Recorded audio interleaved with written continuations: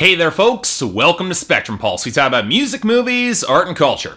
And today we're going to be talking about the new album from Father John Misty titled I Love You, Honeybear. But first let me ask you what all might seem to be something of an interesting question. How seriously should we take music? And I don't mean that in the tiresome argument that, oh, you take music too seriously. Most people don't care about bad lyrics, they just want to dance. And it's popular, and it's on the radio, and ergo it's good, and they're making way more money than you then, so your opinion's irrelevant. And all the rest of that nonsense I hear whenever I review a bad pop record. No, this is more related to music with more of a comedic or whimsical tone. And in some cases, how it doesn't tend to get a lot of respect. Let me put it this way. It's very rare that outside of very specific comedy records that an album or an artist being funny or lighthearted is really praised for that, at least not as a primary focus. And you know, I'm kind of guilty of this too. I love the albums from Run the Jewels and Open Mike Eagle that were released last year for their composition and sheer technique and raw emotional power, but I didn't really highlight that they also had a real sense of humor and a lot of wit beyond their dramatic emotional pathos, and that was just as relevant and valid. The frustrating thing is that comedy can have real emotive power just like drama, and I'd argue that's even more difficult to achieve, especially if you're looking for something with real staying power. And going for something like carefree whimsy, it's even harder. By its very nature, it's frivolous and flighty, something that might bring a ready smile, but it's extremely rare that it's going to connect on a deeper level on its own merits without resorting to darker, more dramatic cliches. I guess the closest thing I can think of that really works in that vein is the Discworld novels by Sir Terry Pratchett, but he's a one-of-a-kind genius and he's frequently praised for it. So okay, why bring this up? Well, when I started listening through the 2012 debut album Fear Fun from Josh Tillman under the alter ego Father John Misty, I really got a sense for that whimsy managing to really stick for me. The album, it's a little bit difficult to describe, reminiscent of Edward Sharpe and the Magnetic Zeros, Almost Crossed the Velvet Underground, but instead of hazy hippie earnestness, Fear Fun was a rambling, semi-coherent record from a caricature of a hippie cult leader who was not only entirely self-aware, but careening out of control on flights of drug-addled cartoonish silliness. But there was wit and insight and a real bacchanalian feel to the lyrics that was really infectious, even if to some extent it was completely full of shit. Josh Tillman might have initially built his reputation as a serious artistic folk singer-songwriter and some wildly exaggerated by everyone except him work with Fleet Foxes, but he sounded way more comfortable in a more light-hearted vein like this. Now the album did suffer for its more serious moments that just felt a little out of place and its more conventional, almost a little bit bland instrumentation, but I still do recommend that record and was definitely curious to really dig into his sophomore follow-up,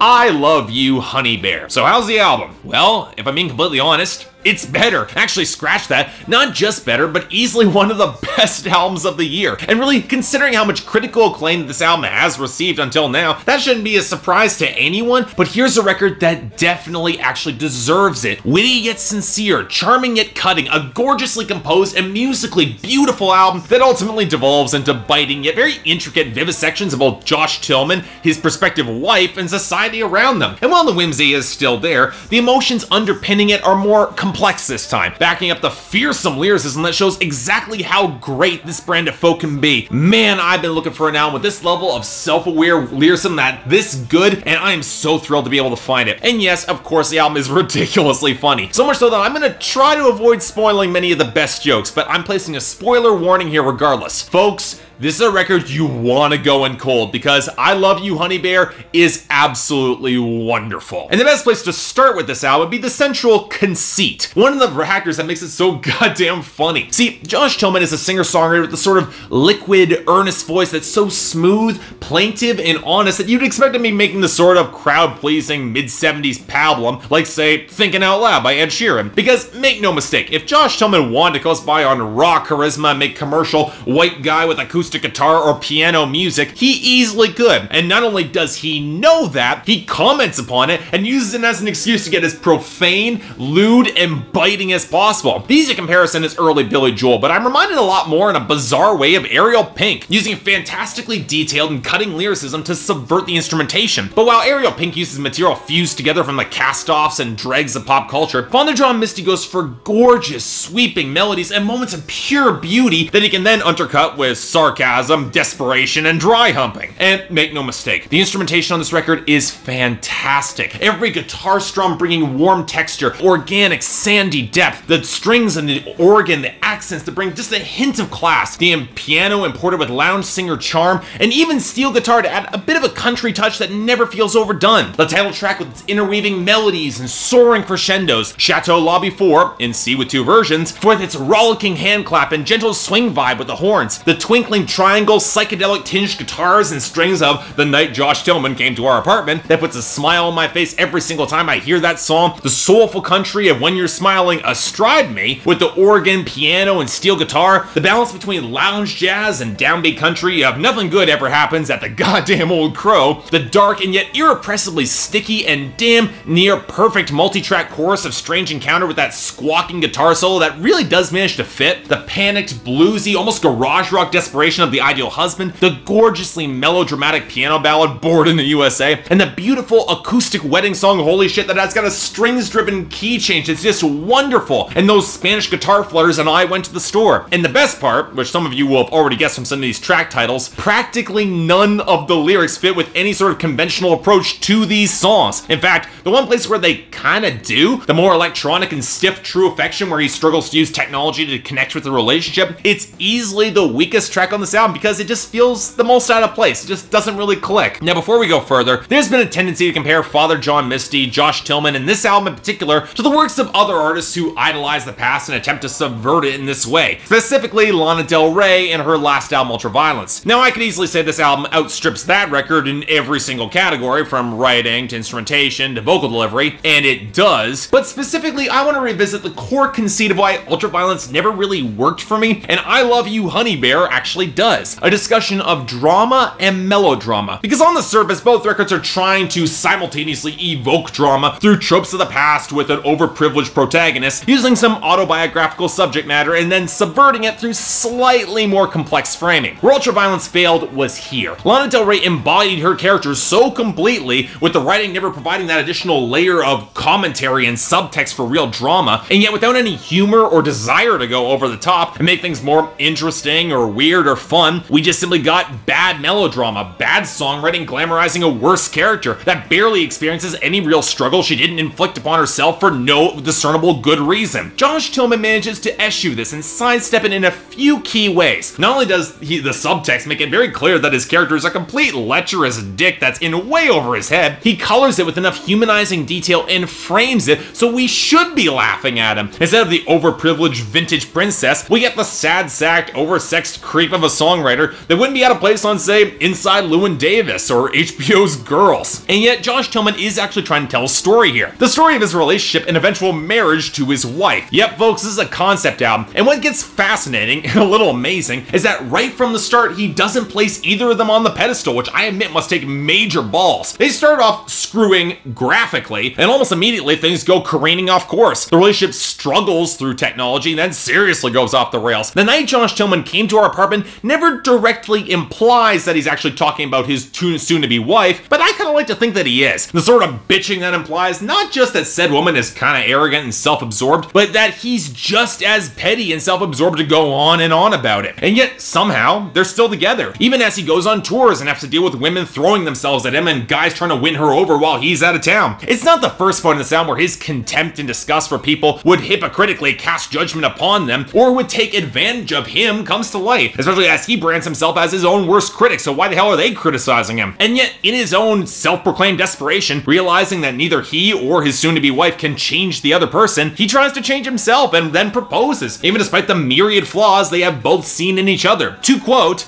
"That's how you live free, to see and to be seen." And then it's put to the test on Bored in the USA, which at first, along with Holy Shit, doesn't seem to really fit or belong on this album thanks to the broader focus beyond the relationship. That social commentary leaps back to light, the hard condemnations of monotonous family values, religious strictures, routine, and lives devoid of truth. And then he punctuates all those lyrics with laugh tracks, which if anything makes the message ring all the harder. Like the great comedians who spoke on the world around them, like say the late George Carlin, his criticisms were often just as relevant irrelevant to the crowd who listened and laughed along anyways, not aware that the joke was somewhat about him. Or perhaps they did actually realize it like Tillman does, and they're turning their derision back on him, who thinks he can speak with real problems while living a bacchanalian dream. And they think, well, he's just making these cliches, these cliche commentaries about us, why not laugh at him? So maybe it's all the more potent on those final 2 tracks where he seems to succumb to the same societal strictures that he rages about by getting married. Until we get to the last track, which not only brings things full circle with the mundane moment where he actually did meet his wife, but also the point to where, really? Those conventions only hold so much weight as they are given. Sure, they're actually getting married, but they're gonna do it their way and they're gonna maintain their passion, because true love, it transcends all that. Because from the sounds of this album,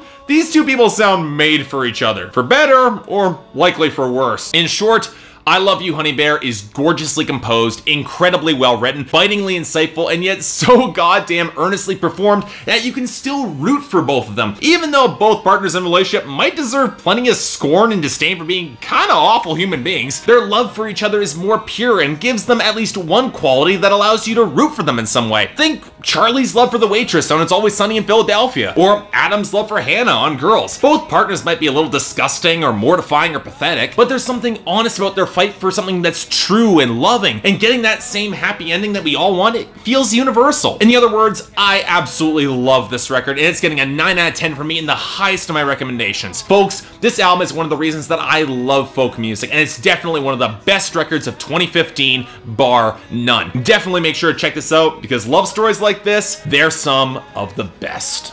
So yeah, thanks a lot for watching. If you'd like to like and subscribe, I'd be more than grateful. If there's any other albums coming out that you want me to take a look at, or anything else I might be able to do to improve my presentation, I'm all ears. Until then, I'm Mark, you're watching Spectrum Pulse, and I'll see you next time.